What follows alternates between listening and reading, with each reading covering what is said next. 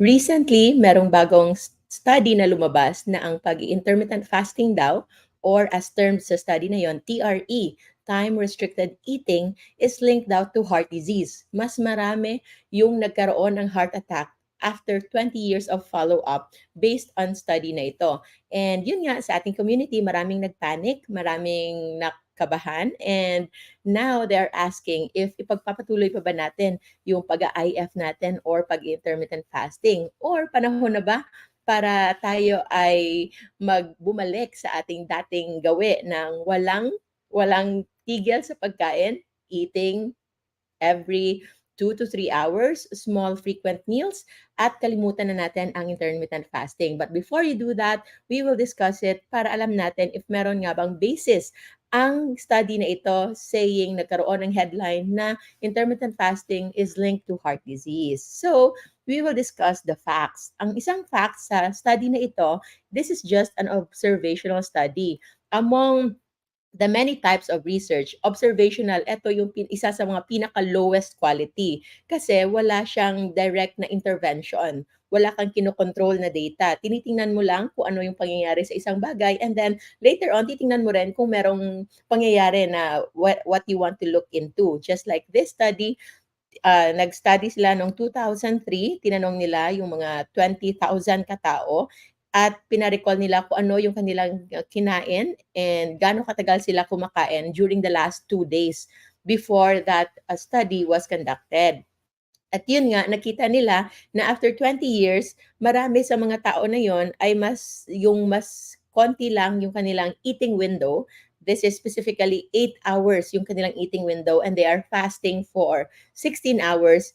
Nakita nga nila na these people have higher risk of heart disease. At yun na ang binasihan nila. That's why they publish this data. However, this study again is just observational. Wala itong direct cause effect. Hindi mo masasabi na yung pagkaroon nila ng short period of time eating is really the direct cause kung bakit nagkaroon ng maraming incidents of heart attack as high as 91% ng mga 91% risk of having heart disease or dying from heart disease. So walang direct na scientific intervention, meaning walang manipulation of data, walang ginawang variable na para talaga ma-determine kung ito ay direct cause. So with this very, very weak kind of study, you cannot actually conclude. Hindi ka pwedeng makakonclude na yung pagkakaroon ng pagpa-practice ng intermittent fasting is the direct cause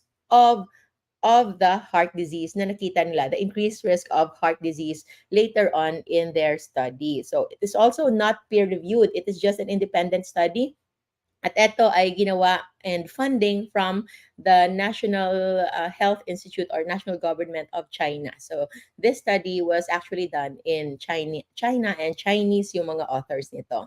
Another fact, this study was presented during a convention, parang medical na convention or what we call scientific meeting in American Heart Association. But it doesn't mean na ito rin yung stand ng American Heart Association when it comes to intermittent fasting and time-restricted eating. So you have to be careful whenever you read na American Heart Association na linking intermittent fasting with heart attack because that is actually not the case. Isa lang ito sa maraming papers, journals, and ito, isa lang sa mga poster presentation. So poster, walang ang direct discussion, it's just a poster type of presentation na nagpapakita ng kanilang result. And these results, although important, should not be taken as cause effect na talaga. But when it comes to scientific kind of research, this should call for further research. Ito yung dapat yung pasimula ng mga research. We have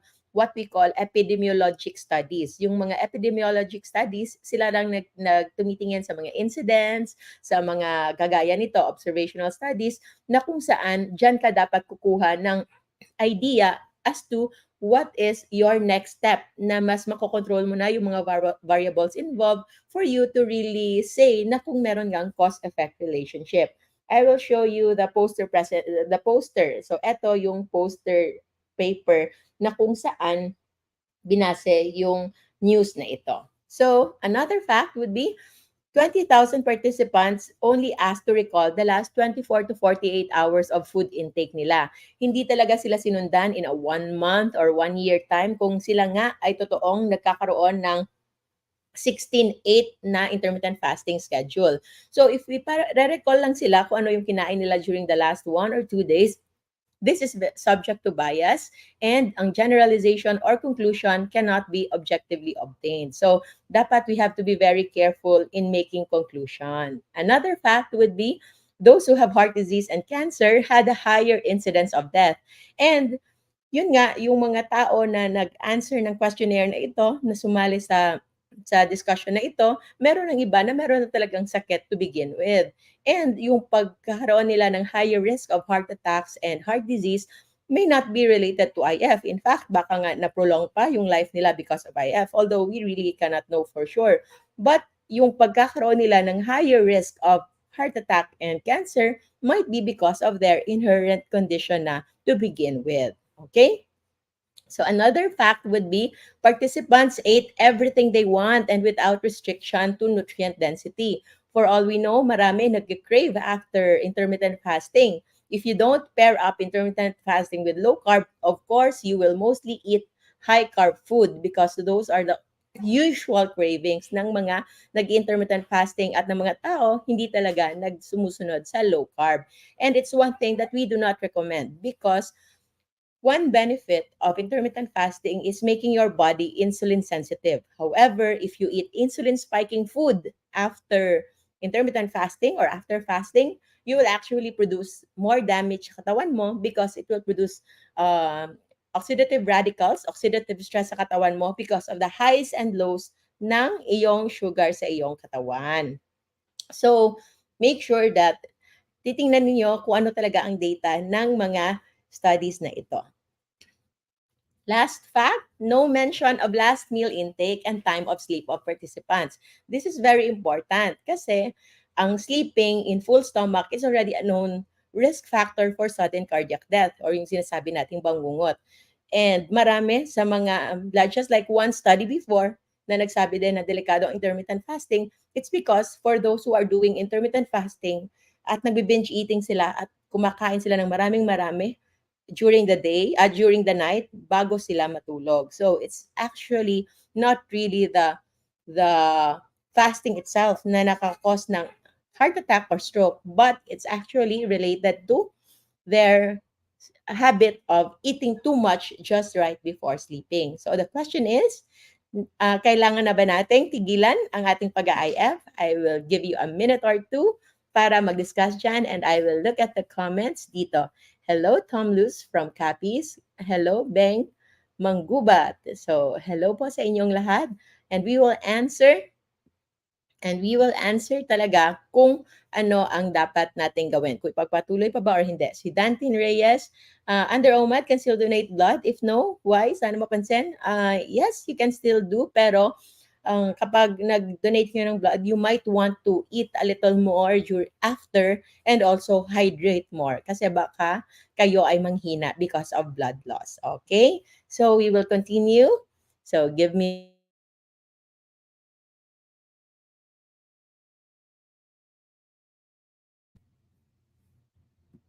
So, yan. Kailangan ba natin itigil ang ating pag-IF? So, the answer for me is no. But the more important question is how to do intermittent fasting or time-restricted eating the right way. Paano ito gawin? So, just 5 things that you need to do.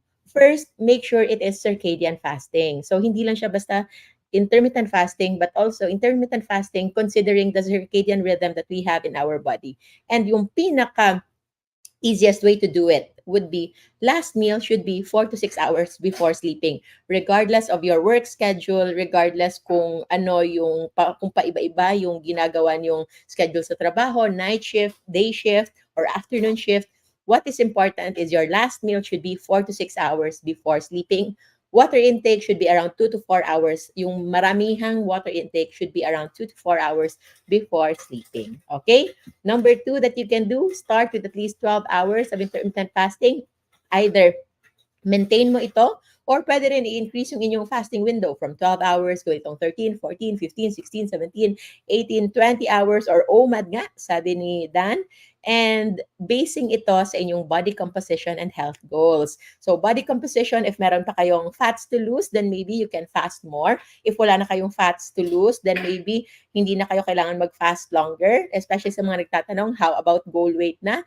Kailangan pa bang ipagpatuloy yung OMAD, TMAD? Actually, hindi kailangan. You can go back to 3 times a day of eating if you feel like you need to do that. But for me also, I think nagsettle na ako sa at most 2 meals a day. And sometimes you can do OMAD or 2 meals a day. And as long as you maintain your weight, you maintain your health goals, that is okay. And depende na ito kung ano ang inyong mga medical condition. That's why if you want to know more, we already have a masterclass right now available in Facebook and in our website. In Facebook right now, it's 50% off. Sa mga nakasali na before, nakasali in our 14-day masterclass, you can upgrade for as low as 1,750 lang because nakasali na kayo sa ating 14-day masterclass before. This promo is only until March 31 para mas marami ang makakaalam, especially for those with health conditions like diabetes, hypertension, and many more para magawa nyo ito ng tama at hindi kayo malagay sa peligro. So again, you can just easily start intermittent fasting kahit 12 hours lang. Hindi kailangang pilitin and you can just divide your meals accordingly depending on your schedule sa buhay. So, wala tayong pinaglalaban if ever your goal is already reached when it comes to your health, when it comes to your weight, when it comes to your body composition, then hindi nyo kailangang magpaka-OMAD every day or mag-ADF parate. These are the tools you know and you can always do in case you need it. Okay? And just like many of us now who started IF na very deliberate yung pagka-count ng hours.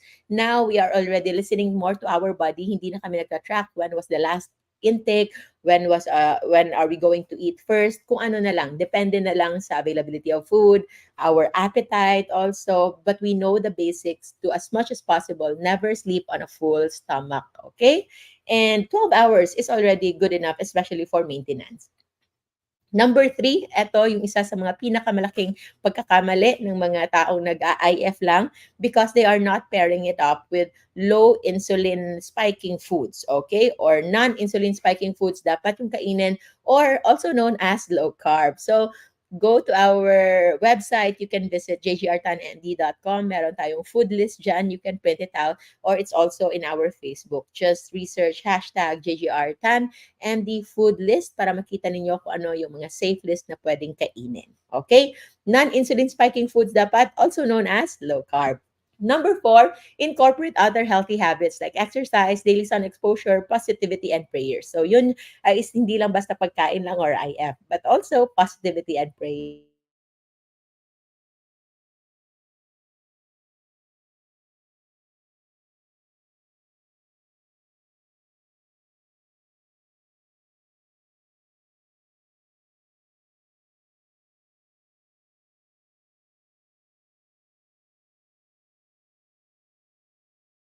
And lastly, of course, do it consistently with proper guidance and mindset. Maganda if meron tayong tawag nating accountability partner.